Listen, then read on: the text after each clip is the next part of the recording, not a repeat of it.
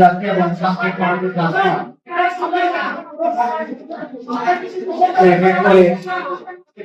পঁয়তাল্লিশটি বছর তারা অতিক্রম করে এসেছে।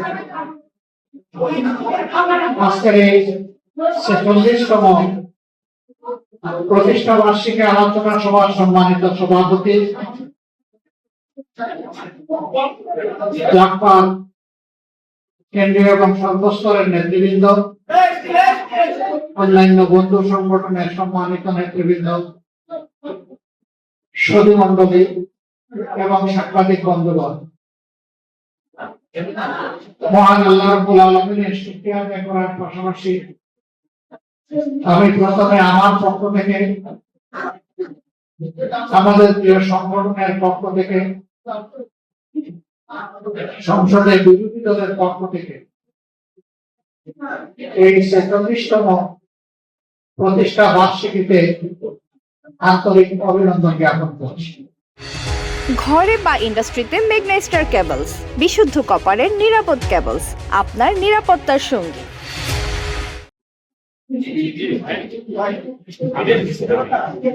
আমি একজন রাজনৈতিক কর্মী হিসাবে শান্তি আপুসি নেই, তিনি কান্ডারি ছিলেন, তিনি অন্যায়ের পক্ষে ভয়ে ভয়ে কথা বলতেন না, নিঃসংকোচে গলা ছেড়ে সিংহের মতো গর্জন করতেন। জাতীয় জীবনের প্রতিটি সংকটে সবার আগে যার দরাজ কণ্ঠ শোনা যেত, তিনি আমাদের প্রিয় নেতা জনাব শফিউল আলম। আমি আমাদের দলের পক্ষ থেকে আরেকটু বেশি কৃতজ্ঞতা উপলব্ধি করি। আমাদেরই একটা অনুষ্ঠানে তিনি আমাদের আহ্বানের দাওয়াতে শামিল হয়েছে। HPL UPVC pipe and fittings, শক্ত, মজবুত ও দীর্ঘস্থায়ী এক পাইপে জীবন পার। যে অনুষ্ঠানের একটা বক্তব্যকে বিকৃত করে কতিপয় দুষ্কৃতী জামাতে ইসলামের মতো একটা সংগঠনের শীর্ষ নেতৃত্বের বিরুদ্ধে অবমাননার মামলা এবং সেই মামলায় প্রিয় নেতা শফিউল আলম প্রধান একজন আসামি আদালতে উঠেছেন, জেলে গিয়েছেন, কষ্ট স্বীকার করেছেন, কিন্তু না, তিনি অন্যায়ের সাথে আপোষ করেন। আমরা তার চির আলহামদুলিল্লাহ তার রেখে যাওয়া এই সংগঠনের হাল ধরেছেন তার অত্যন্ত স্নেহের, আদরের কন্যা এবং তার সন্তান। আমরা মানসিক ভাবে মনে করি যে আমরা তাদের পরিবারের সদস্য এবং তাদেরকে ভিন্নভাবে দেখি না। আজকের এই বাংলাদেশ যে সংকটের মুখোমুখি হয়েছে, আজকে এরকম মানুষের বড় প্রয়োজন ছিল, জোর কদমের সামনে এসে বলবে যাদের সাথে যেটা করা হচ্ছে এটা অন্যায়।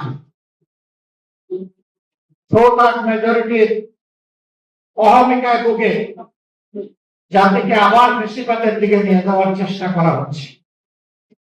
তিনি বলতেন বেশিরভাগ আর জনগণের আকাঙ্ক্ষার মাধ্যমে মধ্যখানে যদি অন্য কিছু এসে দাঁড়ায়, আমি সেই শফিউল আলম প্রধান বেশিরভাগকে জনগণের দিকে এগিয়ে যেতে দেবো না, এখানেই থামায় দেব।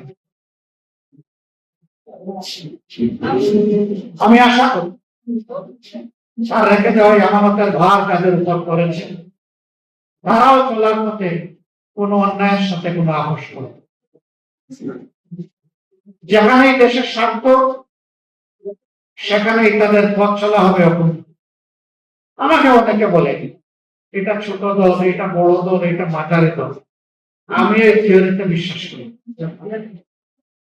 আমি বিশ্বাস করি একটা দল নির্দিষ্ট আদর্শ, তার কর্মসূচি, তার লক্ষ্য নির্ধারণ করে একটা দল তৈরি হয় এবং এগিয়ে যায়। দল কোনটা ছোট আর বড় এটা জনগণ বিচার করবে, এটার দায়িত্ব আমার। আমি পার্সোনালি সুস্থ ধারায় গড়ে উঠে দেশপ্রেমিক সকল দলকে সম্মান জানানো আমার দায়িত্ব, এবং চেষ্টা করি আমার ব্যক্তি জীবনে সাংগঠনিক জীবনে এটাকে মেনটেন করা। আমি কালকেও সংসদে বলেছি, আমি বিশ্বাস করি বর্তমান সংসদে সদস্য হিসাবে যারা ঢোকার সুযোগ পেয়েছেন, প্রবেশ করেছেন, তাদের সকলেই মজলুম। এর মধ্যে কেউ জেল কেটেছে, এর মধ্যে কেউ কুখ্যাত আয়না করেছে, এর মধ্যে কেউ ফাঁসির মঞ্চ থেকে ফিরে এসেছেন, আবার এর মধ্যে কেউ নির্বাসন থেকেও দেশে ফিরে এসেছে।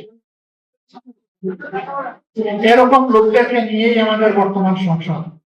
এই সংসদ যদি মজলুম জনগণের দুঃখ না বুঝে, তাইলে কোন দিনের কোন সংসদ বুঝবে?